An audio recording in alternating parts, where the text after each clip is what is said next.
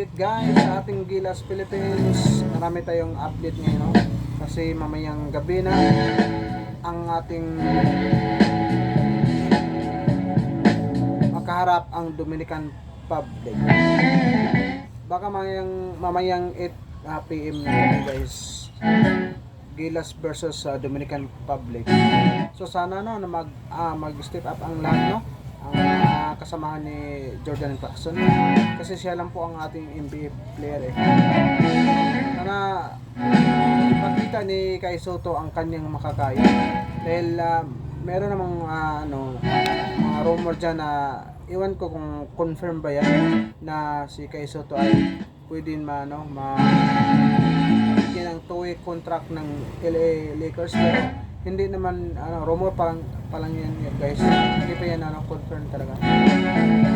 So sana ipakita ni Kai Soto ang kanyang mga experience sa mga iba-ibang liga na napuntahan o napasukan, kasi marami siyang experience doon sa mga ibang lugar na napuntahan niya. Hindi kagaya na John Mar Pardo dito lang sa PBA na nagpahasa talaga sa kanilang mga skills. So sana mag-support lahat ang mga kasamahan ni Jordan, ni GC, para kahit papaano hindi tayo masyadong matambakan ng Dominican Public. Hindi na tayo asa guys na matatalo natin ang Dominican kasi malakas ilang beses na ba tayo nagharap sa Dominican Public, diba? Hindi ko na mabilang, maraming beses na, pero lahat ng bawat sitwasyon na makaharap natin sila ay tinambakan tayo guys na mahigit 20, no?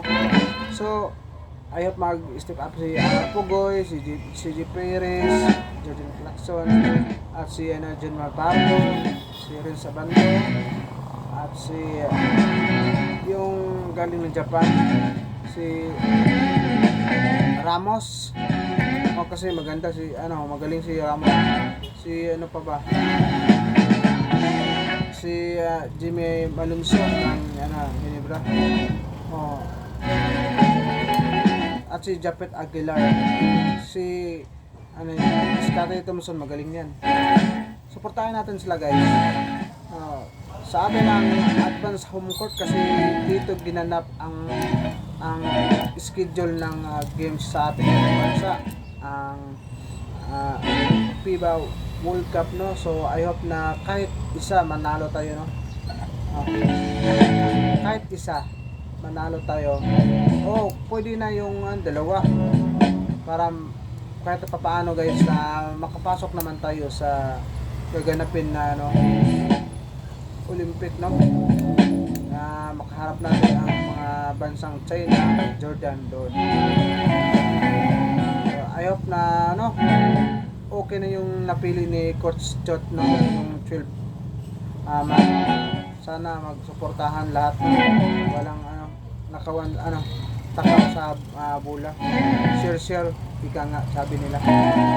So guys, sana ipagdasal natin na kahit konting chance lang manalo naman tayo, no?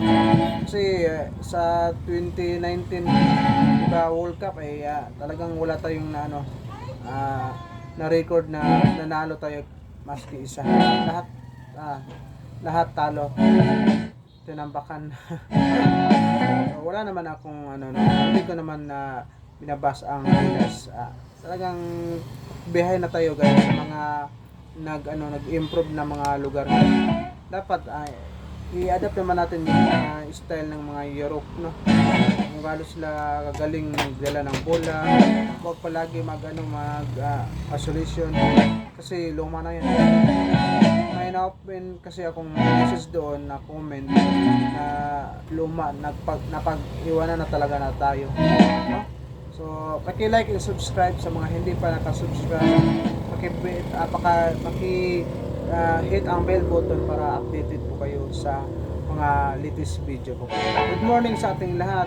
Salamat. Update po ako sa NBA. Next upload ko. Suportahan natin lahat guys ang Gilas Philippines. Puso.